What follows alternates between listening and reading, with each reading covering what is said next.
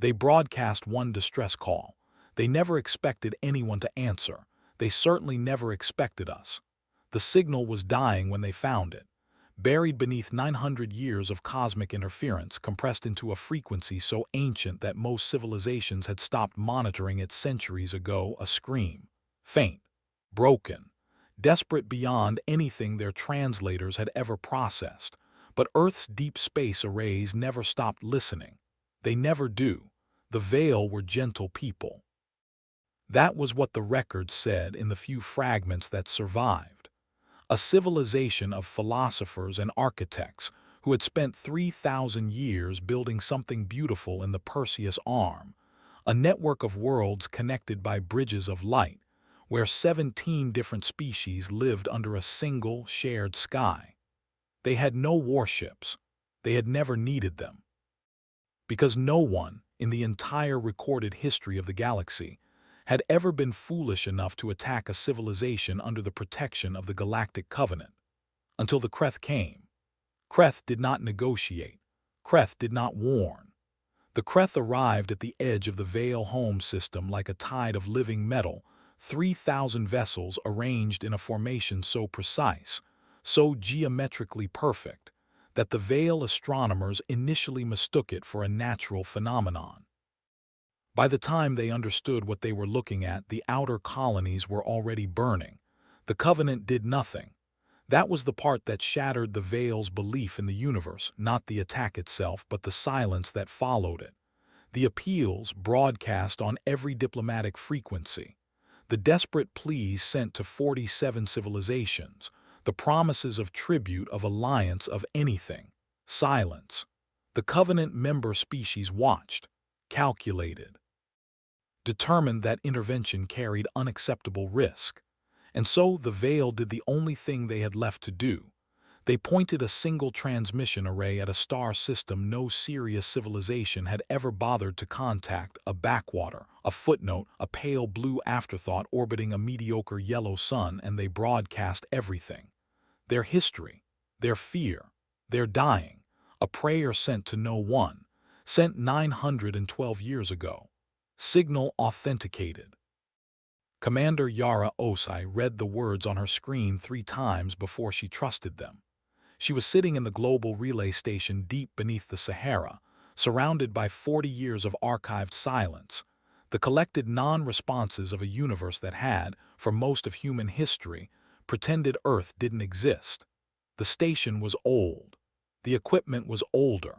Half her team were volunteers who worked second jobs to keep the arrays running. Nobody funded deep space listening anymore. Nobody except the people who remembered why it mattered. Yara put down her coffee, pulled up the full translation, and read for 6 minutes without blinking. Then she picked up a phone that connected to exactly one number. It rang twice. "Director," she said, and her voice was perfectly steady, because she had trained for this moment since she was 22 years old. "I need you to wake up the Secretary General. I need every military attaché on the planet on a secure channel within the hour."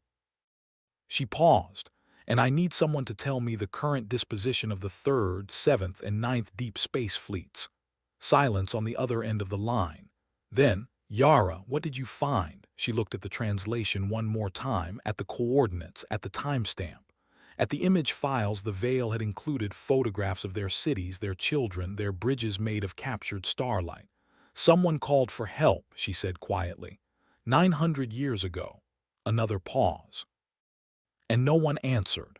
"No," said Yara. "Not yet." The Secretary General's emergency address lasted 11 minutes. The vote took 4. Here is what the galaxy did not know about humanity, what they couldn't know, because no civilization had ever bothered to look closely enough. Earth sat at the edge of surveyed space like an embarrassing mistake, too young, too loud, too chaotic to be taken seriously. The Covenant had classified humanity as a Category 2 emergence, technologically capable, politically unstable, statistically likely to self-destruct within 300 years. That assessment was made 400 years ago. They never updated it. What they missed, what everyone missed, was what humanity had been doing with those 400 years of being ignored. Building. Not monuments, not temples, not the kind of grand philosophical architecture that impressed Covenant observers. Humanity built quietly, with the focused, slightly unhinged energy of a species that had looked at the universe, realized it was dangerous, and decided to get dangerous back. They built shipyards in the asteroid belt that ran 24 hours a day because humans had invented shifts. They built weapons systems and then classified them, and then forgot they were classified, and then reclassified them at a higher level.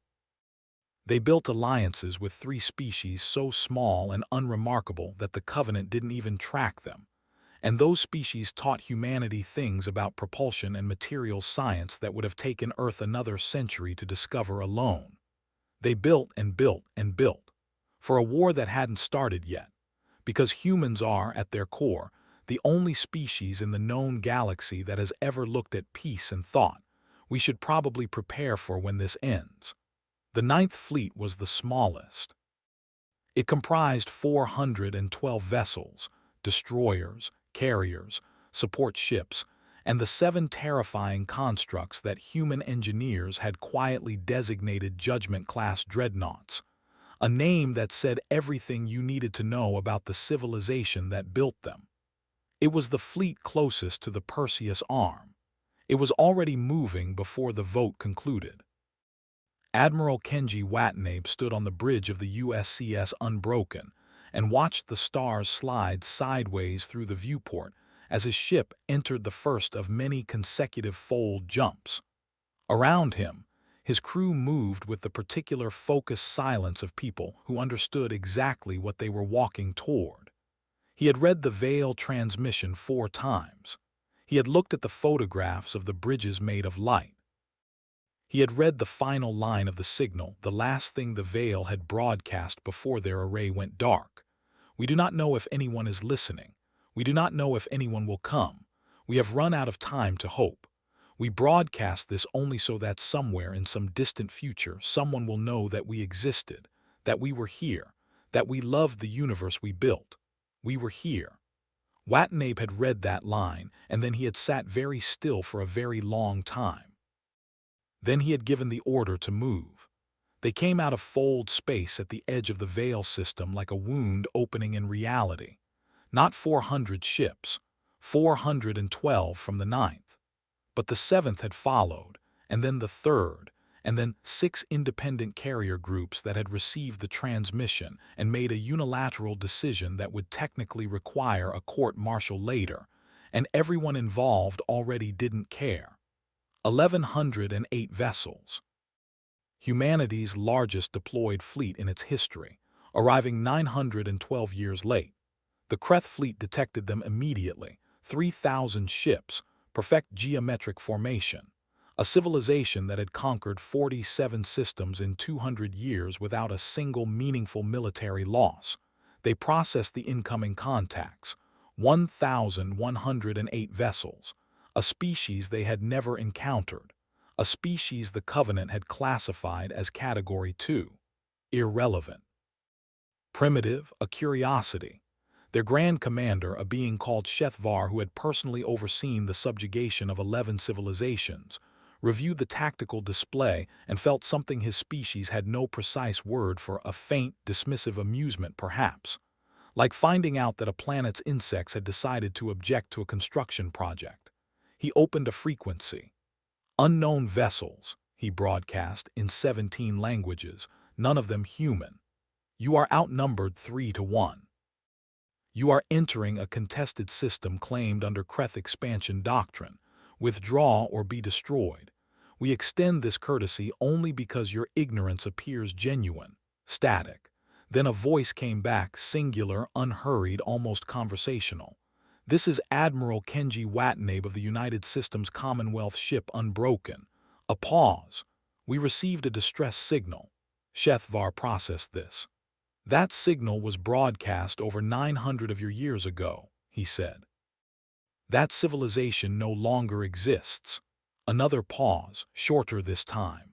"We know," said the admiral. Then the human fleet opened fire. What happened next was not recorded in any Covenant archive because no Covenant observer was close enough to witness it, because no Covenant civilization had cared enough to intervene. They would regret that later, not because the battle was long, because it wasn't. The Kreth had numbers, geometry, 2 centuries of unbroken victory, and the absolute, catastrophic confidence that came with it. What they did not have was any frame of reference for what human beings do when they are angry, not the hot, chaotic anger of panicked creatures fighting for survival. The cold kind, the 912 years kind, the "we read your last words and we came anyway" kind. The Judgment-class dreadnoughts were not elegant vessels. Human engineers were many things, but subtlety had never been their strongest discipline. Each ship massed approximately 6 times the tonnage of the largest Kreth destroyer. They carried weapons systems that humanity had spent decades classifying and reclassifying and arguing about in parliamentary committees, weapons that had never been fired in actual combat, because humanity had never started a war. They had only ever prepared for one. The dreadnought god's honest truth entered the center of the Kreth formation and fired in every direction simultaneously. What followed could not be described as a battle. The Kreth formation, 3,000 ships in perfect geometric precision, began to come apart, not at the edges, as HFY's tactical models had prepared him for, but from the inside, as the human fleet executed a strategy so aggressive and geometrically irrational that the Kreth war computers classified it as an error and spent 3 seconds recalculating. 3 seconds is an eternity in a space battle. The human fleet used every one of them. HFY watched his display change colors, green to yellow, yellow to red, red to colors his systems used for states of loss that he had never personally witnessed. "What are these creatures?" he broadcast to his commanders. No one answered. His commanders were busy. He pulled up everything on file about the humans. Category 2 emergence, pre-Covenant contact, technologically primitive, statistically likely to self-destruct. He looked at his display. He looked at the numbers. He made a decision. The Kreth fleet, for the first time in 200 years of continuous expansion, did something no one, not their enemies, not the Covenant, not the 47 civilizations they had burned, had ever seen them do. They ran. The battle lasted 41 minutes. The Kreth lost 612 ships. Humanity lost 9. Those 9 would become the most visited memorial sites in human history, a chain of beacons left in the exact coordinates where they fell, burning eternally with a light visible from the edge of the system.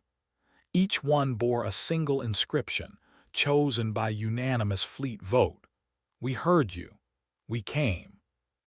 When the Covenant observers finally arrived, late, diplomatic, trailing explanations and procedural justifications like a coat caught in a door, they found the human fleet in orbit around what was left of the Veil system. Not pillaging, not claiming, not doing any of the things that Covenant doctrine predicted an aggressive Category 2 civilization would do in the aftermath of a military victory. They found humanity rebuilding. Engineers in void suits working in shifts around the clock. Medical ships descended to the surface of the surviving colony worlds. 3 species that no Covenant member had ever heard of, small, unremarkable, overlooked, arriving in the wake of the human fleet with supplies and equipment and expertise. And Yara Osai, who had taken the first available transport from Earth and arrived barely after the shooting stopped, was sitting in the ruins of the Veil's greatest surviving library, carefully, methodically, scanning every document she could find. Preserving it, all of it, because someone needed to remember. The Covenant's senior emissary, a creature of ancient lineage and profound self-importance, approached Admiral Watanabe on the bridge of the Unbroken and asked the question that every member civilization was demanding an answer to. "Under what authority," it said, carefully, "did you act?" Watanabe looked at it for a long moment. A dying civilization sent a signal into the dark, he said.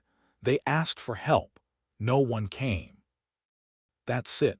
That's all the authority I needed. The emissary processed this. The Kreth will retaliate. This conflict could destabilize the entire Perseus arm. Good, said Watanabe simply. The emissary paused. Good. They should be destabilized. Watanabe turned back to the viewport where the ruins of light bridges caught the sun and scattered it in fragments across the void below. Every civilization in that covenant should be destabilized. You watched. You all watched. His voice didn't rise. It didn't need to. So yes, be destabilized, be uncomfortable. We're going to be out here now and we're going to answer every signal we find, and we are going to be very loudly, very persistently present in every corner of this galaxy where someone is being left to die alone. He finally looked at the emissary. And if the Kreth come back, he said, bring better ships. The Veil were not gone. That was the thing the Kreth had not bothered to verify, the fatal arrogance of a civilization that had never encountered an enemy patient enough to hide.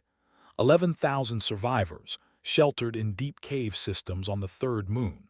Waiting. Not for rescue, they had stopped believing in rescue centuries ago. Waiting to record what came next so it would not be forgotten. When the human landing craft touched down on that moon, the first Veil to emerge was a historian. Ancient. Wrapped in the fraying remnants of ceremonial robes, holding a data archive against her chest like something sacred. She looked at the humans in their void suits, at the golden and blue flag on their shoulders, at the engineer who stepped forward and very carefully, very gently, took off her helmet so there would be nothing between her face and theirs.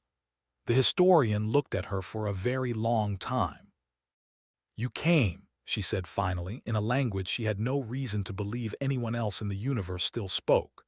The engineer, whose name was Specialist Rosa Camo, age 29, from Nairobi, who had joined the fleet because her grandmother had always told her the stars were listening, responded without hesitation in the same language, haltingly, imperfectly, but trying. We were late, said Rosa. We're sorry. The historian closed her eyes. When she opened them again, they were wet. You came, she said again, and this time it wasn't a question. The Covenant reclassified humanity 6 months later, not Category 2, not any category they had existing language for. They created a new designation in the oldest administrative language they possessed that translated roughly as those who answer. They spent a long time debating whether it was meant as a warning. They never quite decided.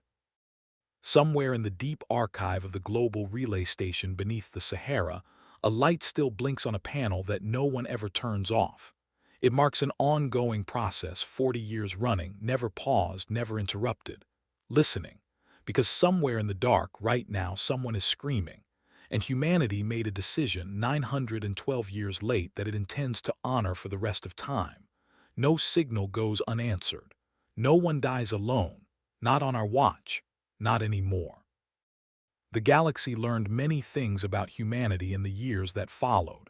They learned about the ships, the weapons, the cold, relentless, slightly terrifying persistence of a species that prepares for war in peacetime and fights wars for strangers. But the thing that kept the Covenant awake, the thing that Sheth Var, alive in a prison cell on a human station, turned over in his mind for the rest of his long life, was simpler than any of that. It was the signal. 912 years. Buried under interference. Sent to a civilization too primitive to matter. And they came anyway. Not because they had to. Not because there was anything to gain. Because someone 9 centuries ago had said we were here, and to a human being that is the only reason that has ever mattered.